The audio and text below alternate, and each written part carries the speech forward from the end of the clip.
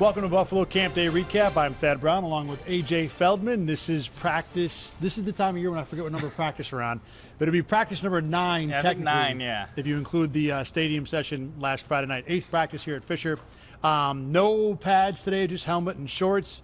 And there's a lot to talk about from this practice, AJ, but the play that everybody's going to be talking about, the one that has Bills fans, I'm sure, really riled up, and appropriately so, Keon Coleman. You saw the play, I assume, today? Oh, yeah. Tell the people about it. So, Keon Coleman, he was locked up by Christian Benford on this play. It was near the end zone, maybe, what would you say, 5-10 yards out, maybe, something like that? It was a 3rd and long around the 10-yard line, either 3rd and long or 3rd and goal. Yeah, so pocket kind of breaks down, maybe would have been a sack in a real game, but either way, they let the play go on. Allen scrambles out to the right, like he's done 1,000 times, just looking for something, looking for anything. Tosses one up to Keon Coleman, just makes a tremendous catch with Christian Benford doing fantastic coverage. You couldn't really ask for better coverage, but that's just what the element Keon Coleman can provide. It is literally like, this was the play where, this was the advertisement. This was Keon Coleman as advertised. A tremendous play from camp so far. And more important, this is the play the Bills need him to make. Yeah. This is the play that was his calling card in college, the tough throw, the acrobatic throw, the red zone conversion throw. This checked all the boxes from what the Bills were hoping to get from Keon Coleman. And look, frankly, also from Christian Benford. The coverage, like you said, was good. If they can get that production from Coleman, even if he's not going to catch 80 balls, even if he's not going to get to 1,000 yards, if he can convert 4 to 6 red zone opportunities, even when he's covered, then his impact will be everything you could hope to get out of the first pick in the second round. I'm sure it'll be on Bills Twitter. It's already there. All right, so yeah, never a doubt. I'm sure that the Bills social media people sprinted back and made sure that got up as fast as possible. This was the everything you want out of Keon playing. Yeah, and that's what we talked about going into this year, is that the Bills really hadn't had that in their offense going into this season. Gabe Davis was big, but this isn't really something he was known to do. Some of these plays in the past, Dawson Knox has made a couple of these, I think Quentin Morris maybe, but if you get a guy who, as he's rolling out, you're just not looking for anybody. You're looking for your guy, and if that can, like you said, be the difference between 3 or 4 touchdowns versus 3 or 4 incompletions, that's, 15 points over the course of a season. And we talk about not having a number 1 receiver, but Keon could develop into one. This is one of the steps you wanted to see, not only to prove that he can make that alpha level catch, but also because it's got to improve Josh Allen's confidence in throwing the ball to him. When he sees him make that play, if I'm a quarterback, I'm thinking, I'm going to give that guy more chances. So everything about that, good for the Bills offense. Now, as we pointed out, Christian Benford's coverage on the play was really good, and to his credit, the next 2 times Josh tried Keon in the end zone, Benford won both times. Benford won handily both times. Now, Keon came back with a touchdown catch in the back of the end zone, a 1-yarder where he had time to make a move, and sometimes you can just, if you happen to be ahead of the defensive player, you can win on that. So it wasn't an incredible move, just a pretty standard pro move. But the point I want to make here is that Benford's day, even though he's the victim on the highlight of the day, was still pretty darn good. No, and you give him a plus for that play. So even though he was the victim, like we mentioned, no one in the DB room is going to be complaining about what Christian Benford did on that play. He's maybe had a little bit of a quieter camp so far. Obviously we've talked a lot about Kaiir Elam, and we'll get to him in a little bit, but nothing crazy with Benford. He hasn't been, toasted by any means, but no, just continues to make plays out there. I mean, he's lost a few times, and corners are going to do that. He has not been. I don't think anybody's watching Christian Benford this camp and thinking, "Wow, there's an All-Pro." But the guy can play in the league, and the guy is one of the top 2 on this team. And I was impressed with the bounce back. Even after that, in wide receiver DB one-on-ones, he had an interception, which is hard to do when the receiver has the entirety of the field to use. Had another good rep against KJ Hamler later. So even though everybody at home is going to see 47 in blue on the short end of the highlight of the day, I want to say 47 in blue had a pretty good day today. Beyond that,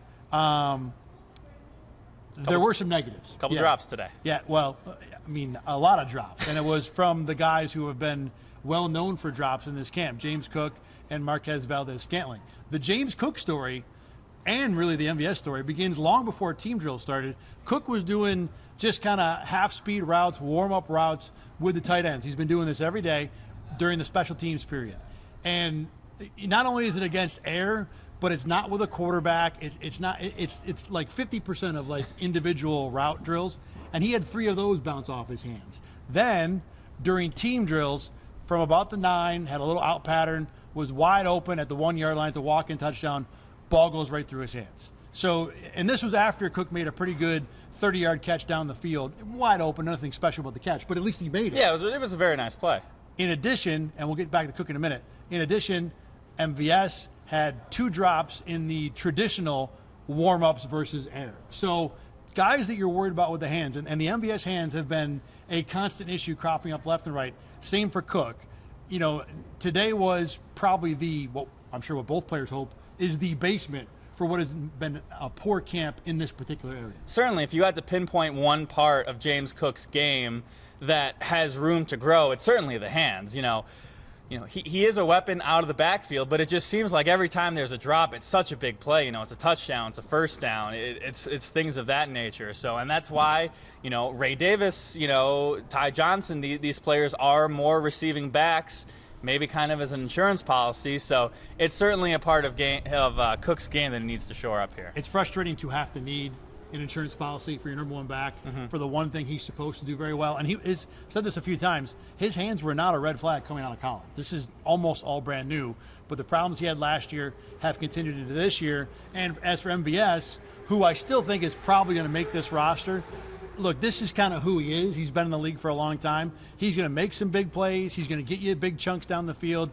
And then he's going to have a couple of frustrating drops from time to time. And I think maybe the percentage in camp has been a little higher than the Bills would have liked. But they know what they've got with him. And other than Terrell Shavers, there really is not another receiver that's stepping up to say, okay, well, we can keep that guy off the team because I'm good enough to assume that role. So they're probably going to have to live with who MVS is right now. Yeah, Chase Claypool's been hurt, and KJ Hamler, he had a really tough drop as well today in practice. So those are some guys who could push MVS for that roster spot. No one's really doing it right now. In terms of getting some time with the ones, there were a couple notable players there. We talked about Terrell Shavers a little bit. Again, he had a really good catch today on a ball where he was pretty well covered by Taron Johnson. Josh put it in an exact perfect spot. And the receiver in those situations where you're well covered and the quarterback, you know, dots an I, you still have to make a catch there, and Shavers made the play. So he keeps making plays. He keeps getting first-team reps. I think he's going to make the team as of right this second. But beyond that, Zach Davidson continues his rise at the depth chart. He had plenty of first-team reps today. Yeah, plenty of first-team reps, especially when they started to get down in the red zone.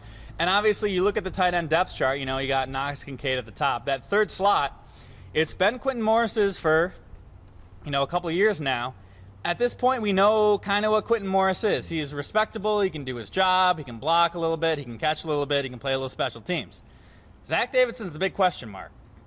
6'7", tons of athletic ability, still raw at the tight end position. You know, as we talked about last time, you know, he's really started playing tight end full time his junior year of college. Didn't get a senior season because of COVID, and now has just been, you know, bouncing around practice squads and things like that. Got drafted in the 5th round. Didn't have a 2023 season because of an ACL tear, so that's another year of development he has not had yet. Yeah, still has not played in an NFL regular season game, so he is the big question mark. So that's the type of guy who you want to give chances. You know, there's a lot of guys on this roster. Your Gable Stevensons, your Travis Claytons. Yeah, Travis Claytons of the world who are, you know, low on the roster. But this is a guy who could very well push for that roster spot. And if, you know, he may be one of the main people I'm watching this preseason who could really pop. You know, it's offense. It's a position who can succeed. He's done well with multiple quarterbacks so far. So he's certainly a guy who I'm going to be watching during these 3 preseason games. Yeah, when you talk about the physical specimens who are impressive outside of being a football player, and we don't know if they work in the NFL yet, Stevenson and Clayton are, you know, longer-term projects, even though Stevenson had a couple good moments today.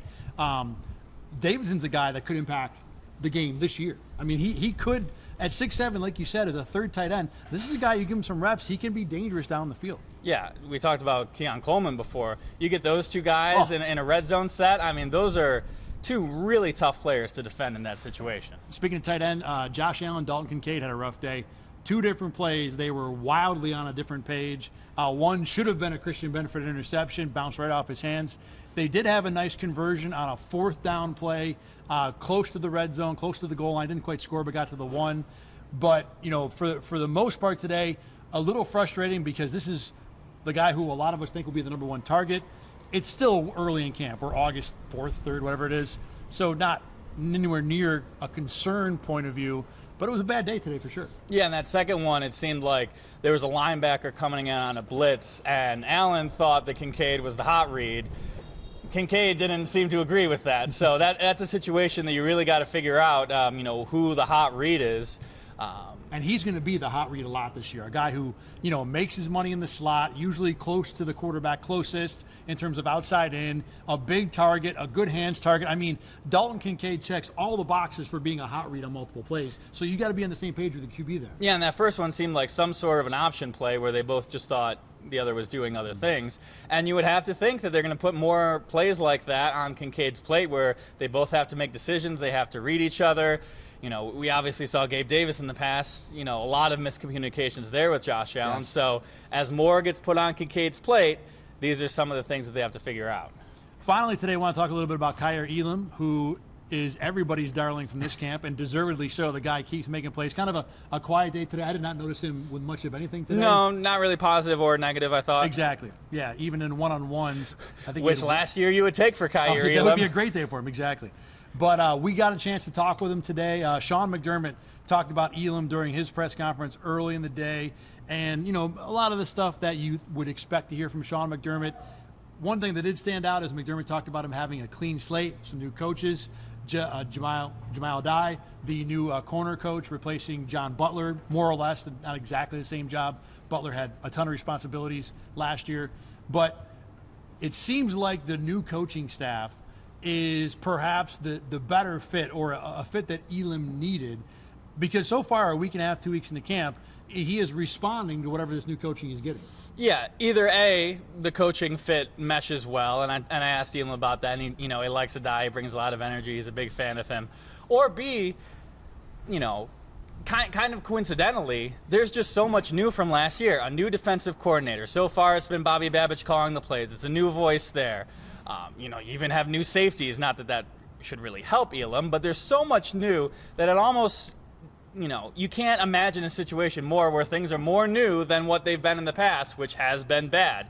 He's healthy this season. He talked to me about how he invested a lot of money in himself this offseason, getting ready, just getting focused, you know, tuning out the outside noise, and really positive signs from Kaiir Elam so far in training camp. You talk about how much different is new, too, because people will point, is it the new coach? Is it, you know, there's another thing that's been going on is that Bobby Babich has really made an effort after good Elam plays to run up to him on the practice field and, you know, pat him on the head, tell him good job, attaboy, that kind of thing. It probably isn't just one thing that has spurred this improvement. It's probably, like you point out, the combination of multiple things that makes it a totally new view for Elam.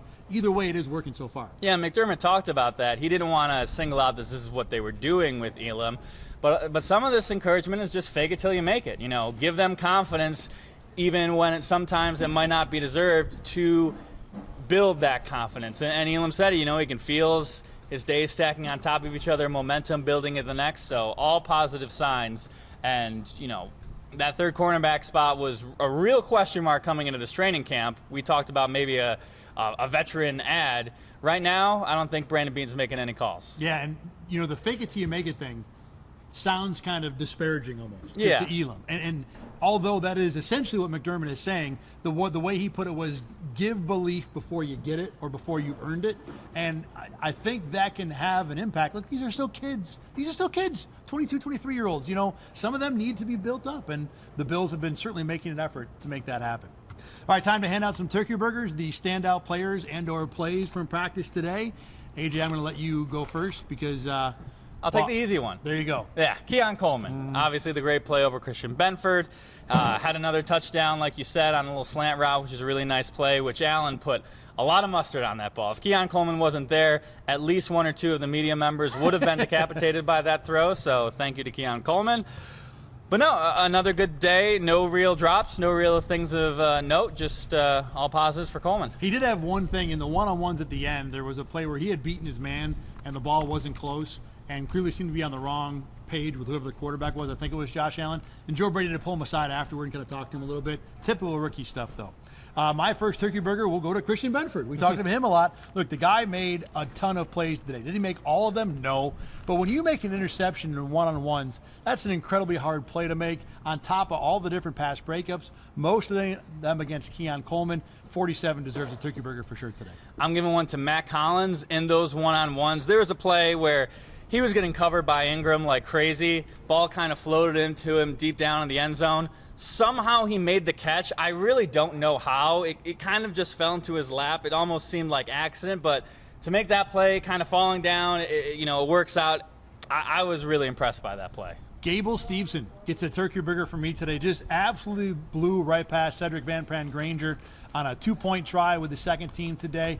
Look, Stevenson is not a guy that I expect to see anywhere close to a football field during the regular season this year, but he has consistent enough moments to where you have to be pretty encouraged by where he's at. And I saw him talking with Alec Anderson after practice today, and Stevenson was the one teaching Anderson things about leverage and motion and, feeling where a guy is going to make a move to. So there's more of a benefit to have Stevenson, we think at least, on this roster than beyond what he might particularly be able to do at defensive tackle. And by roster, of course, we mean practice squad, which is where he's probably going to live. And, out of all the ways to spend a practice squad spot, there's less intriguing ways to do it, that's for sure. Well, for sure. And Brandon Beane talked about this back in the spring. You got 90 guys in a team. The bottom 5 guys, yeah, they've all played football before, but you're pretty sure they're not making the team. Whereas Gable Stevenson, he could be the old Family Guy thing. I've got a boat, but the box could be anything. Gable Stevenson is the anything right now. Granted, the Family Guy analogy isn't great, but you know where I'm going with yeah. this. Anyway, all right. That is all for today. I got one more. Oh, you did? Ed Oliver, yeah. There you go. I thought you were done. No, I'm sorry. not done. My Defensive tackle, staying with the defensive tackles. Had a would-be sack, stuffed up a run play on another drill on a day where it seemed like offense kind of controlled things for the most part. A good day for Matt Oliver. He's had a lot of those this camp too. I mean, he's a good player. Just film at 11. Okay. One other thing we do want to mention here. Olympic gold medalist Chris Lillis, who's from Rochester, was in the autograph line today, met up with Josh Allen. Josh got to wear the gold medal for a little bit. Dawson Knox did too. Fun moment. You can see more about that at rochesterfirst.com. For AJ Feldman, I'm Thad Brown. Our next practice will be tomorrow, Monday. No fans for this practice. Be a little quieter, but still, I'm sure, plenty to talk about with what goes on the field here at St. John Fisher. You can always watch Buffalo Campday Recap at rochesterfirst.com, on YouTube, and wherever you get your podcasts. For AJ, I'm Thad. We will see you tomorrow at Fisher.